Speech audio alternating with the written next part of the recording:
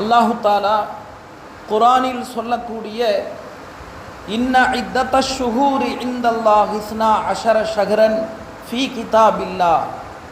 அல்லாஹு தாலா இந்த உலகத்தை படைத்த நாளிலிருந்து வருடத்திற்கு 12 மாதங்கள் இருக்கிறது.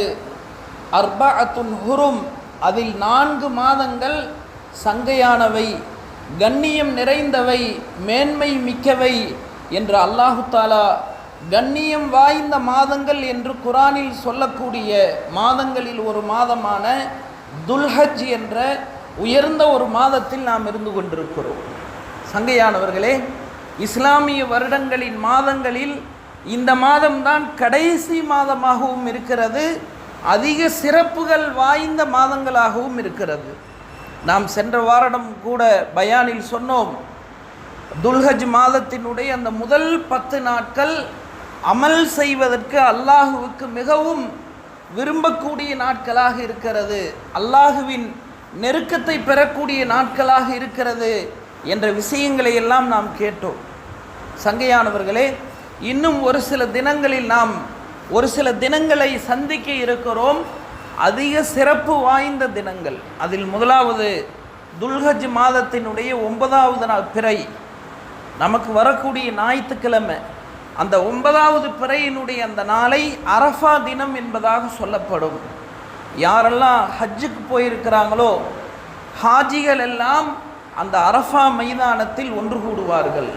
நபிகள் நாயகம் ஸல்லல்லாஹு அலைஹி வஸல்லம் அவர்கள் சொன்னார்கள், அல் ஹஜ்ஜு அரஃபா, ஹஜ் என்று சொன்னாலே அந்த அரஃபா மைதானத்தில் தங்குவதற்கு பெயர்தான் ஹஜ் என்பதாக சொன்னார்கள். மினாவிலிருந்து 9வது நாள் அந்த 9வது பிறை சுபுஹு தொழுததற்கு பிறகு ஹாஜிகள் எல்லாம் புறப்படுவாங்க. கிட்டத்தட்ட லுஹாவுடைய நேரம், நண்பகலுடைய நேரத்தில் அந்த அரஃபா மைதானத்துக்கு வந்துடுவாங்க. வந்து மறுநாள் அதிகாலை வரை அந்த அரஃபா மைதானத்தில் தான் தங்கி இருப்பார்கள். சங்கையானவர்களே, அந்த அரஃபா மைதானமும் சரி, அந்த அரஃபா தினமும் சரி, அதிக சிறப்பு வாய்ந்த தினங்கள்.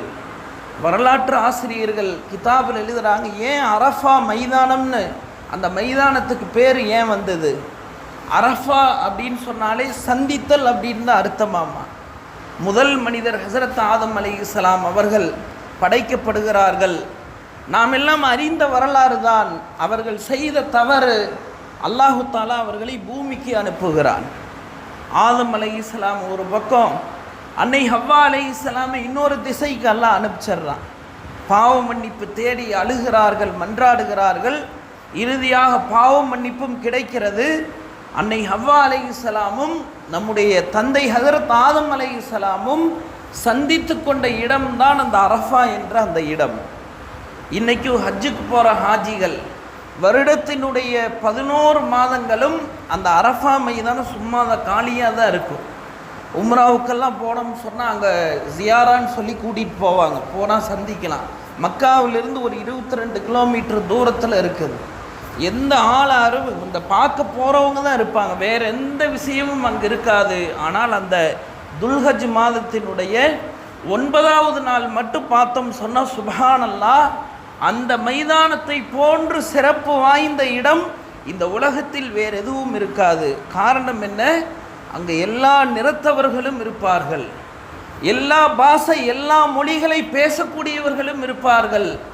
கலாச்சார மாறுபாடு, ஒவ்வொரு நாட்டில் ஒவ்வொரு விதமான விஷயம். ஆனால் எல்லோரும் ஒரு உடை, ஆண்கள் எல்லாமே என்னங்க அந்த எஹ்ராமில் தான் இருப்பாங்க.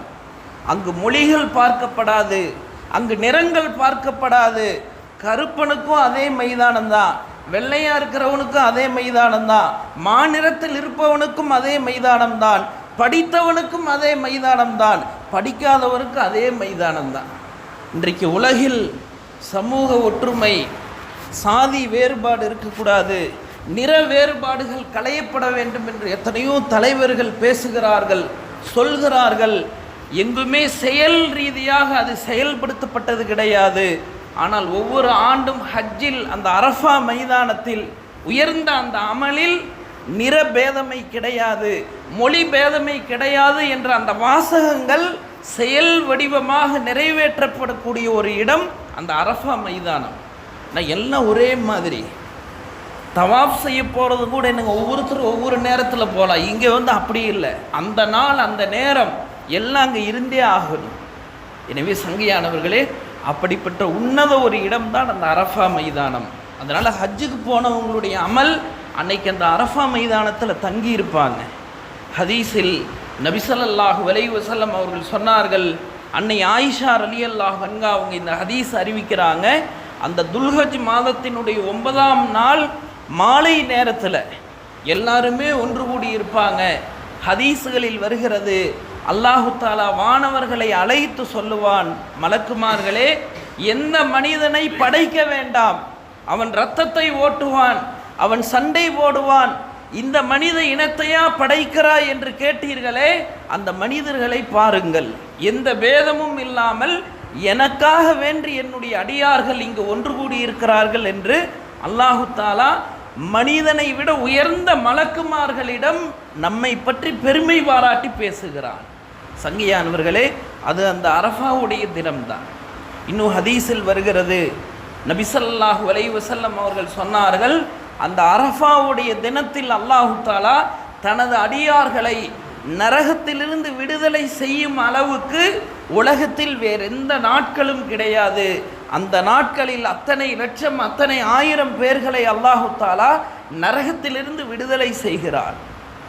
அங்கே என்ன செய்வாங்க, ஹாஜிகள் அரஃபா மைதானத்தில் தங்கி இருப்பாங்க. வேற ஒன்றும் இல்லை, நேரம் வந்தால் தொழுக வேண்டியது, அதிகமாக துவா செய்ய வேண்டும், பாவம் மன்னிப்பிற்காக, முழு உலகத்தில் உள்ள எல்லா நலவுகளும் எல்லா மக்களுக்கும் கிடைக்க வேண்டும் என்ற அந்த உயர்ந்த இலக்குகளை முன்வைத்து அங்கு துவா செய்யப்படும்.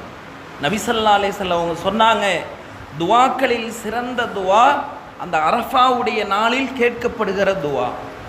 எல்லாம் அந்த துவாவை ஏற்றுக்கொள்கிறானா. சரி, ஊரில் இருக்கிறவங்க அன்னைக்கு என்ன செய்யணும்?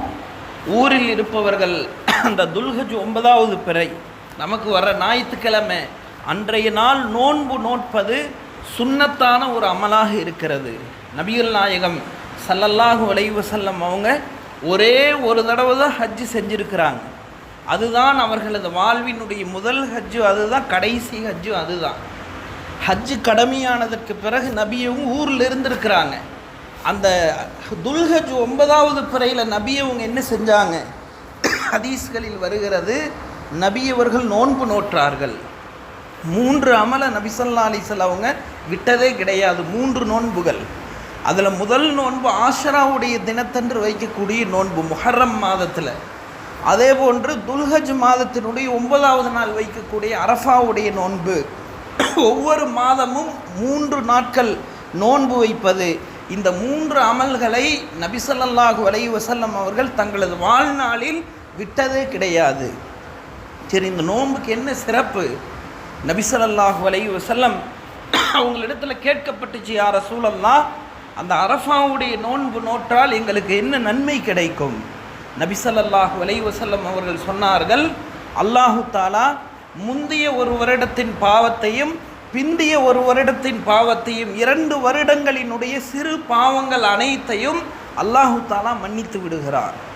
சங்கையானவர்கள், நோன்பு வைக்கிறது என்னவோ ஒரு நாள் தான், ஆனால் அதுக்கு கிடைக்கிற நன்மை 2 வருடங்களினுடைய சிறு பாவங்களை அல்லாஹு தாலா மன்னிக்கிறான் என்று நபி ஸல்லல்லாஹு அலைஹி வஸல்லம் அவர்கள் சொன்னார்கள். எனவே சங்கையானவர்களே, அப்படிப்பட்ட ஒரு சிறப்பு மிக்க ஒரு தினம்தான் அந்த அரஃபாவுடைய தினம். இன்னும் வரலாறுகள் எழுதப்படுது, ஒரு சில யூதர்கள் ஹஜ்ரத் சையதுனா உமர் ரலியல்லாஹு அன்ஹு அவங்களிடத்துல வர்றாங்க.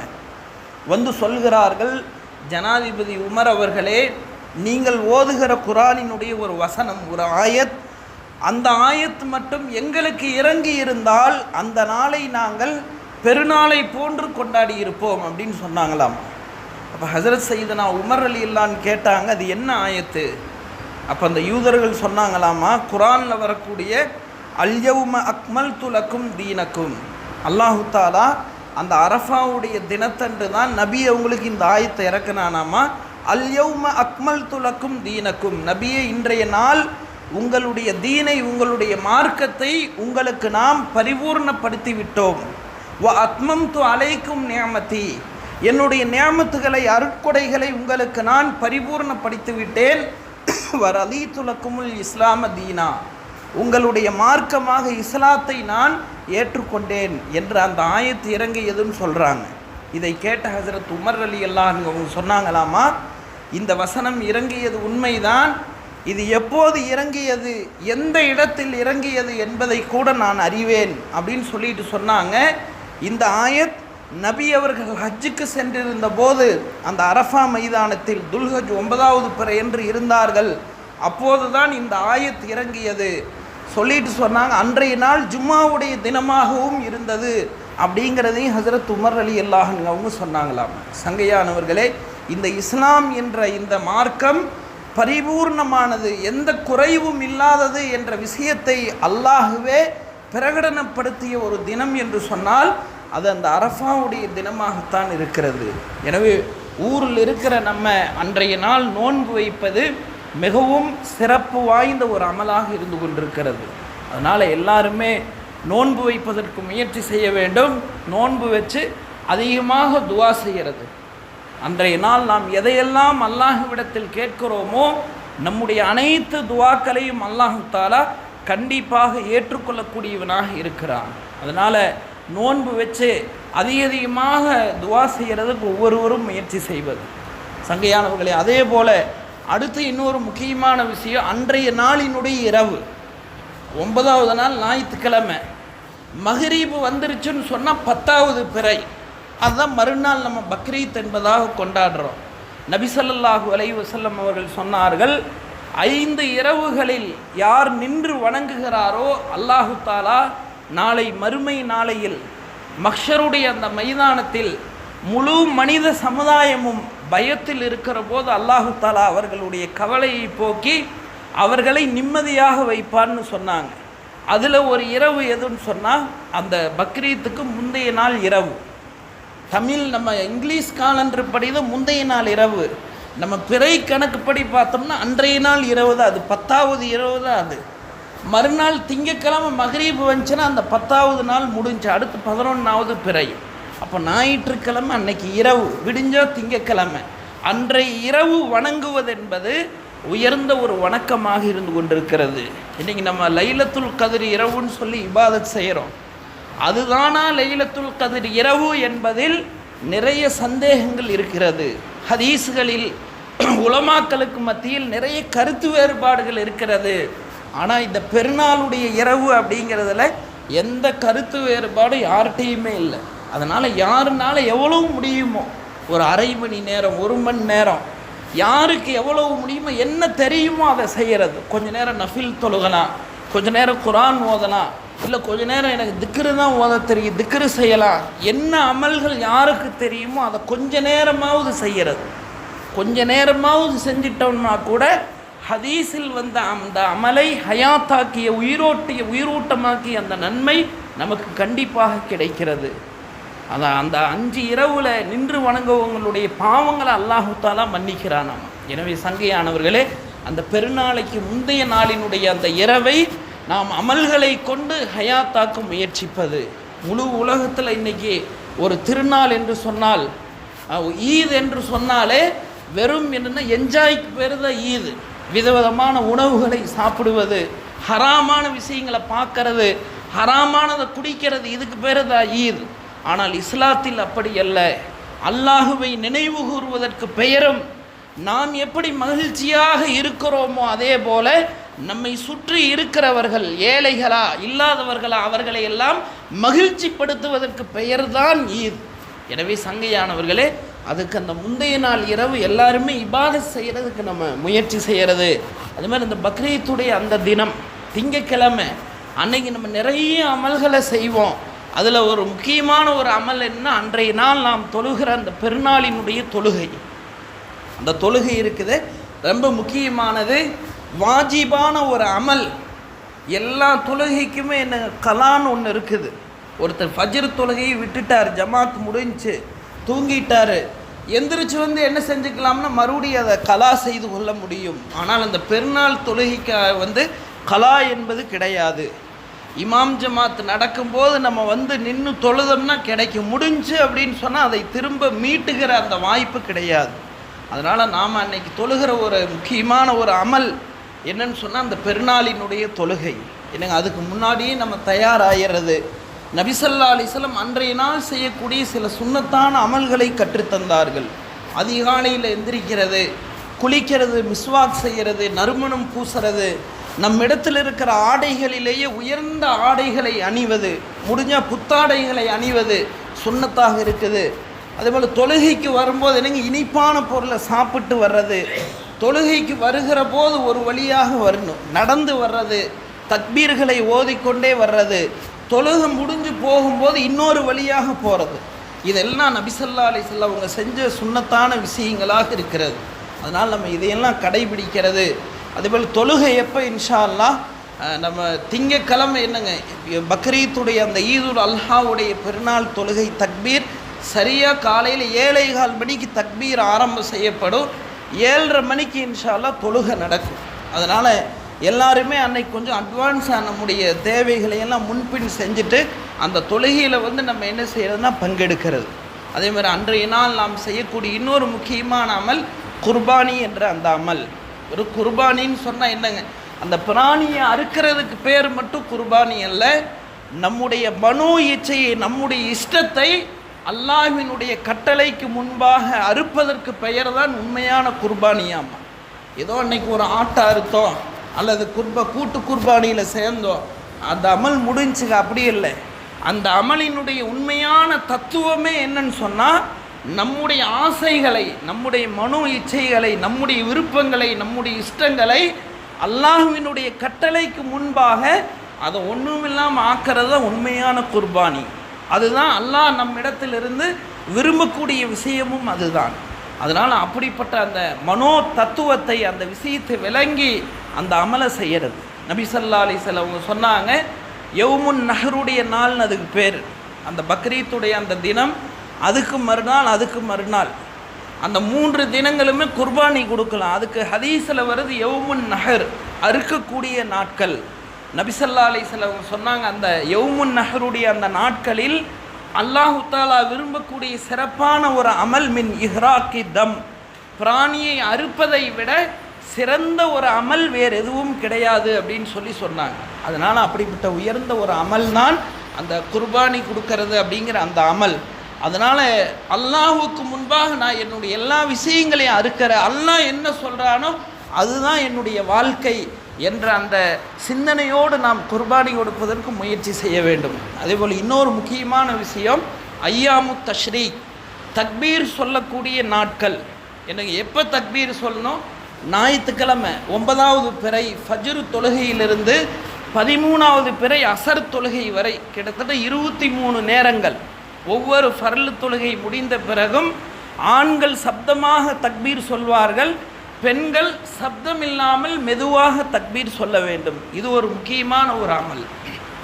எனவே நம்ம ஞாயிற்றுக்கிழமை காலையில் ஃபஜ்ரிலிருந்தே ஃபஜ்ர், அசர், மக்ரிப், இஷா, அதே போல் அடுத்த நாள் அடுத்த 13வது நாள் கிட்டத்தட்ட வியாழக்கிழமை அசர் தொழுகை வரை தக்பீர் சொல்ல வேண்டும். எனவே இந்த அமலை நாம் என்ன செய்கிறதுன்னு சொன்னால் அதிகமாக செய்வதற்கு முயற்சி செய்ய வேண்டும். எனவே சங்கையானவர்களே, வல்ல அல்லாஹ் சுப்ஹானஹு வ தஆலா நாம் செய்யக்கூடிய எல்லா அமல்களையும் ஏற்றுக்கொள்வானாக.